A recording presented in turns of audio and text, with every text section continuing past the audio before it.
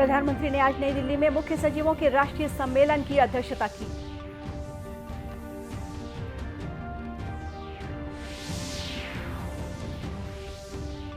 केंद्रीय गृह मंत्री अमित शाह कल कोरबा के दौरे पर आएंगे, जनसभा को करेंगे संबोधित और भाजपा की बैठक में होंगे शामिल।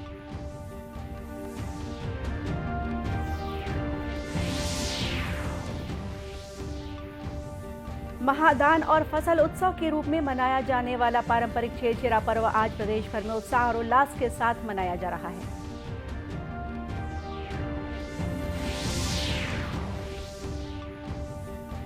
और राजधानी रायपुर और दुर्ग, भिलाई सहित कई जिलों में आयकर विभाग की टीम ने कारोबारियों के ठिकानों पर दी दबिश।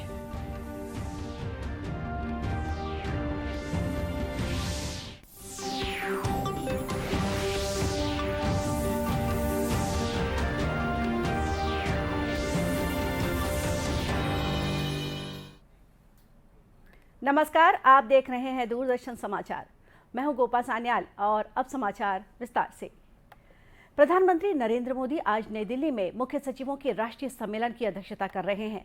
3 दिन का यह सम्मेलन कल शुरू हुआ। सम्मेलन में राज्यों के साथ भागीदारी के साथ तीव्र और सतत आर्थिक विकास हासिल करने पर विशेष ध्यान दिया जाएगा। केंद्र सरकार, मुख्य सचिवों और राज्यों और केंद्र शासित प्रदेशों के अन्य वरिष्ठ अधिकारी तथा संबंधित विषयों के विशेषज्ञ समेत 200 से अधिक प्रतिभागी इस सम्मेलन में भाग ले रहे हैं।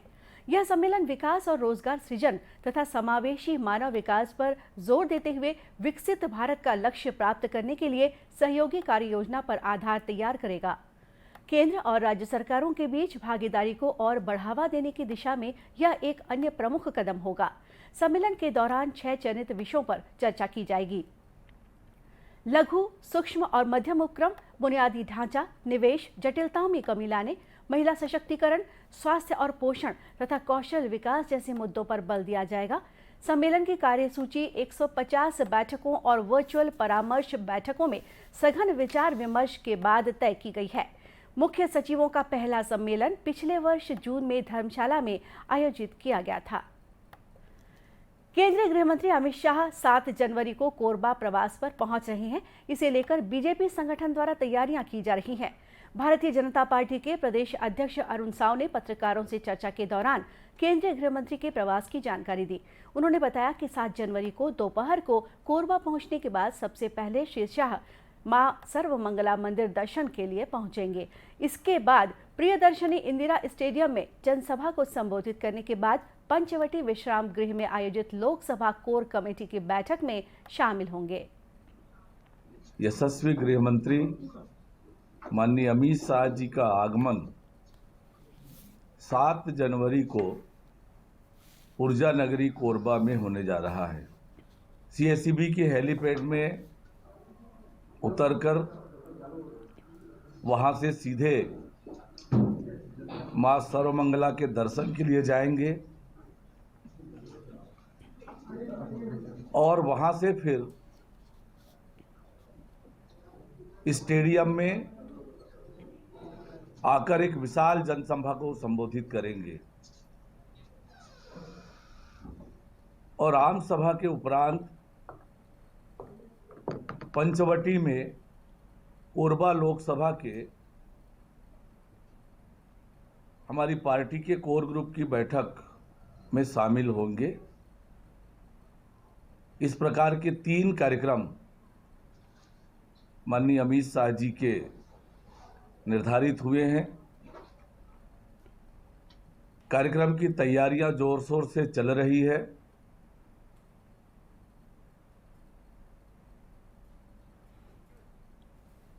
गौरतलब है कि केंद्रीय गृह मंत्री अमित शाह के कोरबा प्रवास के मद्देनजर जिला प्रशासन और पुलिस विभाग द्वारा सुरक्षा के कड़े इंतजाम किए गए हैं। भारत ने जिस तरह कोविड महामारी को काबू में किया है, उसे दुनिया भर में सराहना मिल रही है। अब भारत में हो रहे G20 हेल्थ वर्किंग ग्रुप की बैठक में इसे दुनिया के सामने रखेगा। यही नहीं, Bharat G20 health working group की बैठक में ग्लोबल साउथ की आवाज भी बनेगा। G20 हेल्थ वर्किंग ग्रुप की बैठक में भविष्य में होने वाली महामारी से निपटने पर रणनीति पर चर्चा भी होगी। G20 हेल्थ वर्किंग ग्रुप की पहली बैठक आगामी 18 से 20 जनवरी को तिरुवनंतपुरम में होगी। पेश है एक रिपोर्ट। बेहतर स्वास्थ्य सतत मानव विकास का आधार होता है। कोई भी देश विकसित तब होता है जब उसके नागरिक स्वस्थ रहे। कोविड काल में स्वास्थ्य की प्राथमिकता को पूरी दुनिया ने महसूस किया। यही वजह है कि G20 की बैठक में भी स्वास्थ्य एक अहम मुद्दा होगा। G20 हेल्थ वर्किंग ग्रुप की पहली बैठक 18 से 20 जनवरी को तिरुवनंतपुरम में होगी। G20 में स्वास्थ्य क्षेत्र में भारत ने 3 प्राथमिकताएं तय की हैं। पहला है हेल्थ इमरजेंसी, यानी भविष्य में कोई महामारी आती है तो उससे कैसे निपटा जाए, महामारी के लिए फंड को कैसे उपयोग में लाया जाए। भारत ने जिस तरह से महामारी से निपटने की पूरी दुनिया ने तारीफ की है, भारत अपने इस अनुभव को दुनिया के सामने रखेगा और भविष्य में आने वाली महामारी से निपटने के गुर भी सिखाएगा। दूसरी प्राथमिकता फार्मा सेक्टर में सहयोग को सुदृढ़ करना, यानी फार्मा सेक्टर को कैसे मजबूत किया जाए, कैसे दवाइयां सस्ती हों, सभी के लिए सुलभ हों। तीसरी प्राथमिकता डिजिटल हेल्थ इनोवेशन और समाधान, यानी टेलीमेडिसिन के जरिए सार्वजनिक स्वास्थ्य सेवा बढ़ाने में मदद और स्वास्थ्य सेवाओं की आपूर्ति में सुधार कैसे किया जाए। भारत ने कोविड काल में ई संजीवनी टेलीमेडिसिन के जरिए 8 करोड़ से ज्यादा लोगों को घर बैठे स्वास्थ्य सेवाएं मुहैया कराई, जिसका लाभ दूर दराज के इलाके में बैठे लोगों ने भी उठाया। सऊदी अरब की अध्यक्षता के दौरान G20 में डिजिटल हेल्थ के विषय को लाया गया था। भारत इसको अब आगे बढ़ाएगा, चाहे आर्टिफिशियल इंटेलिजेंस की बात हो या फिर कोविन ऐप की खूबियों और उपलब्धियों की। भारत इन सबको दुनिया के सामने रखेगा। भारत G20 बैठक के दौरान टीबी उन्मूलन के लक्ष्यों, निक्षय मित्र बनाने की पहल, आयुष्मान भारत औषधि परियोजना, e Sanjeevani telemedicine, Ayushman Bharat infrastructure mission, blindness से निपटने की पहल, कोविड टीकाकरण, पैंडेमिक मैनेजमेंट की सफल कहानी को दुनिया के सामने रखेगा। हेल्थ वर्किंग ग्रुप की कुल 4 बैठक होगी। पहली बैठक 18 से 20 जनवरी को तिरुवनंतपुरम में, दूसरी बैठक 17 से 19 अप्रैल को गोवा में, तीसरी बैठक 4 से 6 जून को हैदराबाद में और चौथी बैठक 17 से 19 अगस्त गांधीनगर में होगी।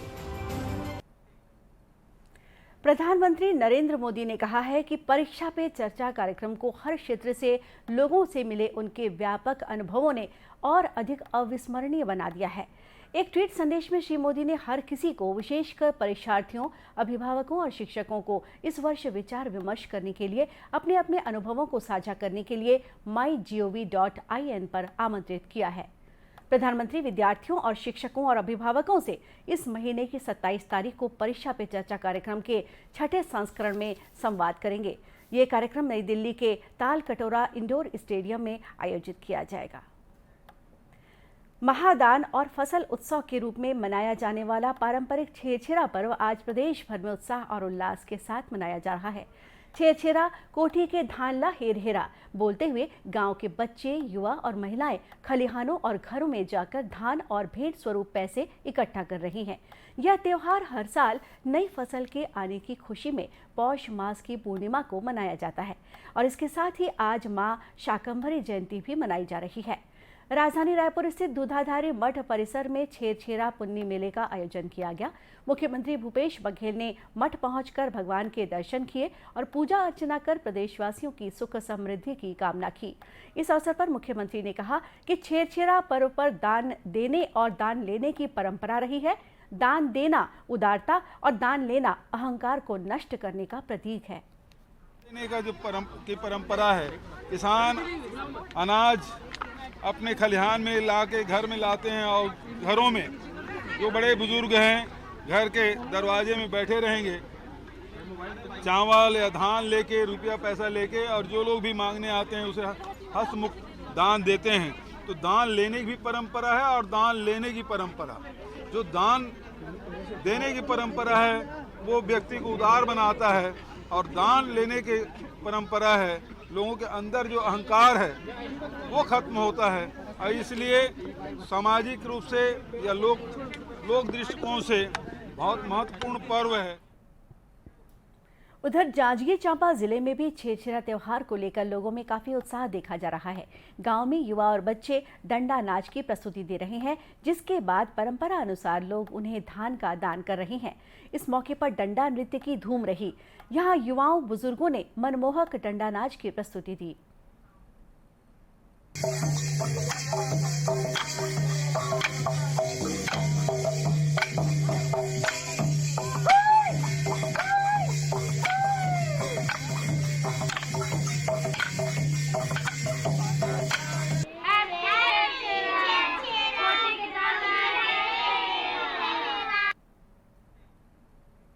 इसी तरह प्रदेश के अन्य जिलों में भी छेरछेरा त्योहार हर्षोल्लास के साथ मनाया जा रहा है। देश में पिछले 24 घंटे के दौरान कोविड के 228 नए मामले सामने आए हैं। इस समय देश में कोरोना से स्वस्थ होने की दर 98.8% है। वहीं देश में राष्ट्रव्यापी टीकाकरण अभियान के तहत अब तक 220 करोड़ 12 लाख से अधिक खुराक दी गई है। इधर छत्तीसगढ़ में कल हुए 1566 सैंपलों की जांच में कोरोना का कोई नया मामला सामने नहीं आया है। प्रदेश के 23 जिलों में कोरोना के सक्रिय मरीज नहीं है। वर्तमान में प्रदेश की पॉजिटिविटी दर 0% है। इस समय प्रदेश में केवल 7 सक्रिय मरीज हैं, जिनका इलाज विभिन्न अस्पतालों या होम आइसोलेशन में चल रहा है। इस बीच प्रदेश में कोरोना से बचाव के लिए टीकाकरण अभियान भी जारी है। प्रदेश में अब तक 5,03,97,000 से अधिक कोरोना रोधी टीके लगाए जा चुके हैं। छत्तीसगढ़ में राजधानी रायपुर और दुर्ग भिलाई सहित कई जिलों में आयकर विभाग की टीम ने आज कारोबारियों की यहां एक साथ दबिश दी। अलग अलग टीम में आयकर विभाग मध्य प्रदेश और छत्तीसगढ़ के 100 से ज्यादा अधिकारियों और कर्मचारियों द्वारा ये कार्रवाई की जा रही है। मिली जानकारी के अनुसार आयकर विभाग ने राजधानी रायपुर, दुर्ग सहित अन्य जिलों में ट्रांसपोर्ट और रियल एस्टेट से जुड़े कारोबारियों की यहां दबिश दी। रियल एस्टेट कारोबारियों के ऑफिस और निवास स्थान पर आईटी की टीम द्वारा दस्तावेजों की जांच की जा रही है। इस कार्रवाई में 50 से ज्यादा आयकर अधिकारी शामिल हैं। आज सुबह कई गाड़ियों में आयकर विभाग के अधिकारी कारोबारियों के घरों और व्यावसायिक जगहों पर पहुंचे और जांच शुरू की। इससे पहले भी ईडी और आईटी की टीम ने प्रदेश के कई जिलों में कारोबारियों और अधिकारियों के ठिकानों में छापा मारा था। गरियाबंद जिले के उदंती सीता नदी टाइगर रिजर्व क्षेत्र में जल्द हिरणों की संख्या बढ़ने वाली है। वन विभाग ने इसके लिए नई पहल करते हुए नवा रायपुर स्थित जंगल सफारी से हिरणों को लाकर यहां बनाए गए 10 एकड़ के बाड़े में रखा जाएगा।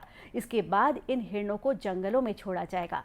उदंती क्षेत्र के कई इलाकों में जंगल काफी घने हैं, मगर वन्य जीवों की संख्या काफी कम है। इसे देखते हुए हिंसक वन्य जीवों के लिए पर्याप्त आहार उपलब्ध कराने के उद्देश्य से वन विभाग द्वारा ये प्रयास किया जा रहा है।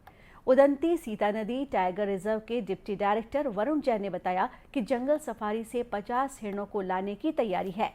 इन हिरणों को कुछ दिन बाड़े में रखने के बाद जिन क्षेत्रों में हिंसक वन्य जीवों की संख्या अधिक है, वहां हिरणों को छोड़ा जाएगा। हिरण हो गए हमारे, तो उनका जो है जनसंख्या में वृद्धि करनी है, तो उस हेतु जो है 50 नग चीतल का प्रस्ताव अपने कार्यालय से भेजा गया है, ताकि जंगल सफारी से जो वहाँ पर बहुतायत में है चीतल, तो उनको जो है यहाँ ट्रांसलोकेट किया जा सके और उनका जो है मेरे नियमानुसार सॉफ्ट रिलीज जो है जंगलों में किया जा सके, ताकि जो हिंसक मांसभक्षी वन्य प्राणी हैं उनके लिए जो है और उच्च स्तर पर जो है भोजन उपलब्ध हो सके।